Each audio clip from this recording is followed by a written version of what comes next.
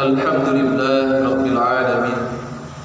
Alhamdulillahilladzi anzala ala abdihi al-kitaba wa lam yaj'al lahu 'iwaja qayyiman liyunzira ba'san shadidan min ladunhu wa yubashshiral mu'minina alladhina ya'maluna as-salihati anna lahum ajran hasanan makithina fihi abada. Wa qala Allah ta'ala fi kitabihil karim A'udzu billahi minasyaitonir rajim. Bismillahirrahmanirrahim. Ya ayyuhalladzina amanu taqullaha haqqa tuqatih wa la tamutunna illa wa antum muslimun. Wa qala Allah ta'ala fi kitabihil karim wa tazawwadu fa inna khairaz zadi taqwa wattaqun ya ulil albab. Allahumma salli wa sallim wa barik ala sayyidina wa nabiyyina Muhammadin abduhu wa rasuluhu la nabiyya ba'da. Amma ba'd, fa ya ayyuhadiruna rahimakumullah, ittaqullaha ta'ala wa ta'atihi la'allakum tuflihun. Hadirin jamaah sidang Jumat yang berbahagia dan dimuliakan Allah Subhanahu wa taala. Puji syukur marilah senantiasa kita ucapkan kepada Allah Azza wa Jalla atas segala limpahan nikmat karunia-Nya yang diberikan kepada kita semua, sehingga kita pada hari ini dapat melangkahkan kaki menuju masjid yang kita cintai ini dalam rangka menjalankan salah satu rangkaian ibadah wajib sebagai seorang muslim yang beriman kepada Allah, yaitu menunaikan salat pada hari Jumat. Segala puji bagi Allah Subhanahu wa taala yang telah menjadikan kita sebagai manusia makhluk Allah yang paling sempurna. Segala puji bagi Allah Subhanahu wa taala yang telah memberikan kita nikmat yang banyak, melengkapkan segala macam fasilitas hidup tanpa kita minta. Allah sudah mencukupkan semua nikmat-Nya kepada kita, sehingga tugas kita hanyalah tinggal bersyukur akan nikmat yang telah diberikan oleh Allah Subhanahu wa taala. Allah Subhanahu wa taala berfirman, A'udzu billahi minasyaitonir rajim. La in syakartum la azidannakum wa la in kafartum inna 'adzabi lasyadid. Apabila kalian bersyukur akan nikmat yang telah diberikan kepada kalian, niscaya nikmat itu akan ditambah. Namun apabila kalian mengkufuri nikmat yang Allah berikan kepada kita semua, maka sesungguhnya azab Allah sangatlah pedih. Hadirin jamaah salat Jumat yang berbahagia dan dirahmati Allah Subhanahu wa taala. Ada banyak sekali nikmat yang Allah berikan kepada kita. Nikmat usia, nikmat umur, nikmat harta, benda dan lain sebagainya.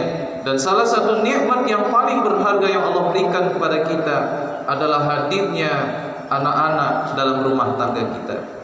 Betapa banyak teman-teman kita, saudara-saudara kita yang menantikan hadirnya seorang anak dalam rumah tangganya, tetapi Allah belum mempercayakan mereka untuk memelihara atau untuk mendapatkan seorang anak.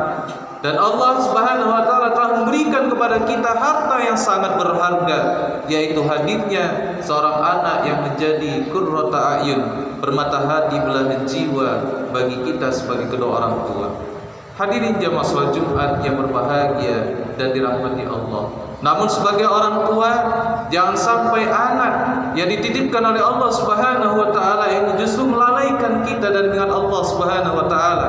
Jangan sampai keluarga, istri, lebih-lebih anak-anak kita menjadikan kita lalai akan tugas dan kewajiban kita sebagai orang tua yang dititipi anak, yang dititipi amanah seorang anak bagi diri kita.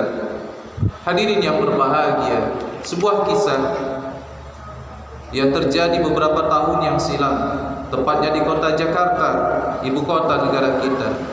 Seorang anak bernama Umar berusia 10 tahun, anak dari seorang pengusaha sukses yang sekolah di sebuah SD internasional ternama di kota Jakarta.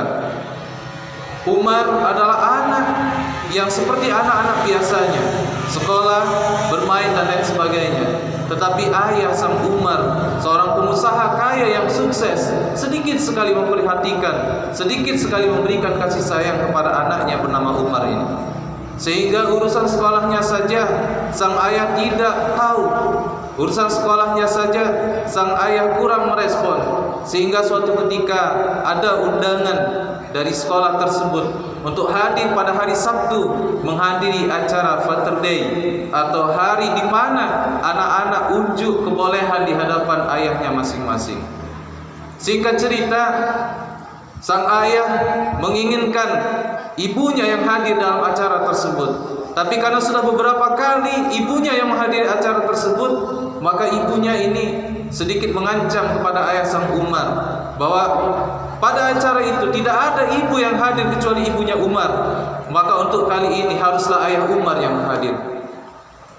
Hadir jamaah salat Jumat yang berbahagia, ayah sang Umar menganggap bahwa urusan anaknya adalah urusan kecil, tetapi urusan bisnis adalah urusan yang besar. Maka atas permintaan sang istrinya dengan sedikit bermalas-malasan, akhirnya sang ayah berniat untuk menghadiri acara tersebut. Tibalah hari Sabtu. Kemudian ketika seorang Umar datang ke sekolahnya terlebih dahulu, sementara anak-anak yang lain didampingi oleh ayah-ayah mereka. Ayah-ayah anak-anak yang lain duduk di barisan terdepan menyemangati anak-anaknya ketika tampil. Dan ketika acara dimulai, anak-anak ada yang menampilkan puisi, ada yang bernyanyi, ada yang berpantomim, ada yang menampilkan lukisan-lukisannya, suara tepuk, suara riuh. Orang-orang tua memotivasi anak-anaknya yang tampil di depan, sehingga tibalah giliran sang Umar tampil di depan. Ketika Umar tampil di depan dengan gayanya yang khas sebagai seorang anak kecil, memegang mikrofon, lalu dia meminta sesuatu kepada pembawa acara. "Wahai Pak Guru, bolehkah saya memanggil Pak Amir?" Amir ini adalah guru ekstrakurikuler mengaji di sekolahannya tersebut. Lantas kata gurunya, "Tentu saja boleh." Lalu dipanggillah Pak Amir naik ke atas panggung.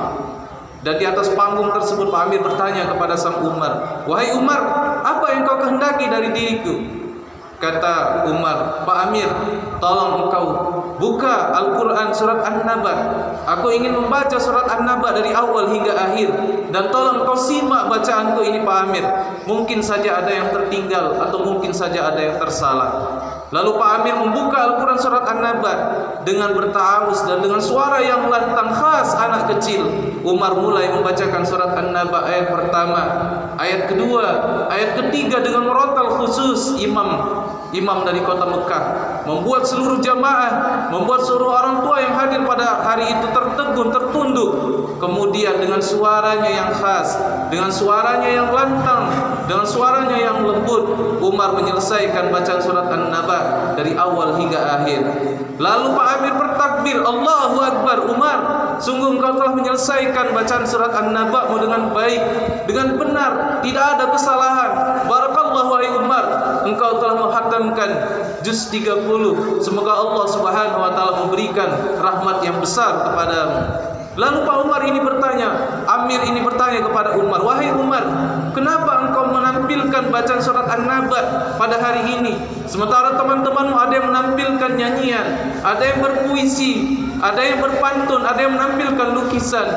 Lalu Umar dengan polosnya dia menjawab, "Wahai Pak Amir, pernah suatu ketika terbesit di dalam hatiku, sungkan mengikuti pelajaran mengaji yang engkau bimbing. Lalu engkau menasihati kami dengan hadis Rasulullah, man qara al-Quran wa ta'allama wa amila bihi al-basar, amila bihi al-basu, waladahu yawmal qiyamah tajan man nura ضوءه مثل ضوء الشمس ويكسو ولده هلتين لا تقوم الحمالتين فيقول أم بما كسينا هذا فيقال بأهيذا ولد كما القرآن. Yang artinya, siapa yang menghafal Al-Quran, mengkajinya dan mengamalkannya, maka Allah akan memberikan mahkota bagi kedua orang tuanya dari cahaya yang terangnya seperti matahari, dan kedua orang tuanya akan diberi dua pakaian yang tidak bisa dinilai dengan dunia. Kemudian kedua orang tuanya bertanya, "Mengapa saya diberi pakaian semacam ini? Kenapa saya dimuliakan seperti ini?" Lalu disampaikan kepadanya, "Disebabkan anakmu telah menghafalkan Al-Quran." Hadis riwayat Al-Hakim. Hadir jamaah salat Jumat yang berbahagia dan dirahmati Allah.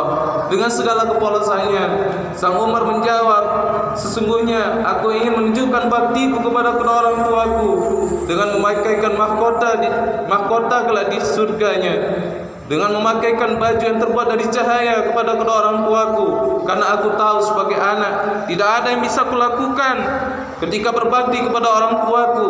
Tidak ada hal yang bisa aku balas akan pengorbanan kedua orang tuaku kecuali memasukkan keduanya ke dalam surganya Allah Subhanahu wa taala.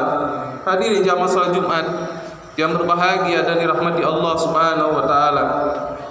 Tentu saja kisah di atas memberikan perenungan bagi kita semua. Sebagai orang tua yang dititipkan oleh Allah Subhanahu wa taala anak-anak tercinta yang kita cintai dengan setulus jiwa, namun terkadang kita lupa bahwa mendidik mereka, menjadikan mereka para penghafal Al-Qur'an adalah tujuan utama. Karena kita sebagai orang tua akan dimasukkan Allah ke dalam surga atau akan dimasukkan Allah ke dalam neraka lantaran bagaimana cara kita mendidik anak-anak kita kelak. Ketika kita memiliki seorang anak penghafal Al-Qur'an, maka sesungguhnya kita sudah memiliki satu tiket untuk masuk ke dalam surganya Allah Subhanahu wa taala. Hadirin jamaah salat Jumat yang berbahagia, pesan Allah dalam Al-Qur'an, ya ayyuhalladzina amanu la tulhikum amwalukum wala auladukum an dzikrillah. Wahai orang-orang yang beriman, janganlah hartamu, istrimu dan anak-anakmu menjadikan kamu lalai dari dengan Allah Subhanahu wa taala.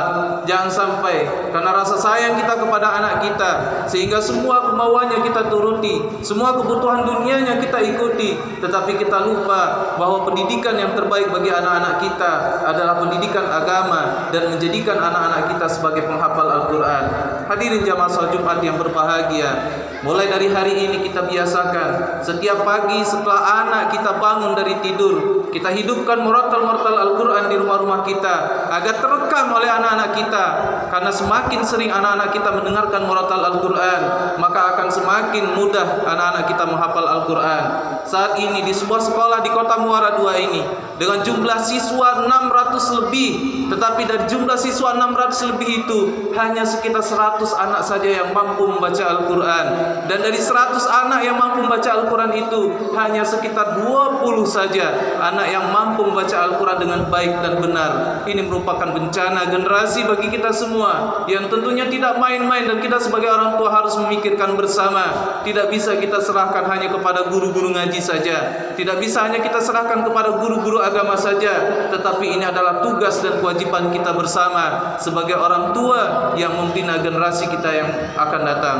Mudah-mudahan khutbah pada kesempatan siang hari ini membukakan hidayah bagi kita semua, menjadikan kita orang tua yang lebih baik lagi dalam mendidik anak-anak kita, dan semoga Allah memberikan anugerah terbaik pada keluarga kita, hadirnya seorang penghafal Al-Qur'an di tengah-tengah keluarga kita. Amin ya rabbal alamin. Barakallahu li wa lakum fil Qur'anil azim wa nafa'ani wa iyyakum bima fihi minal ayati wa dzikril hakim.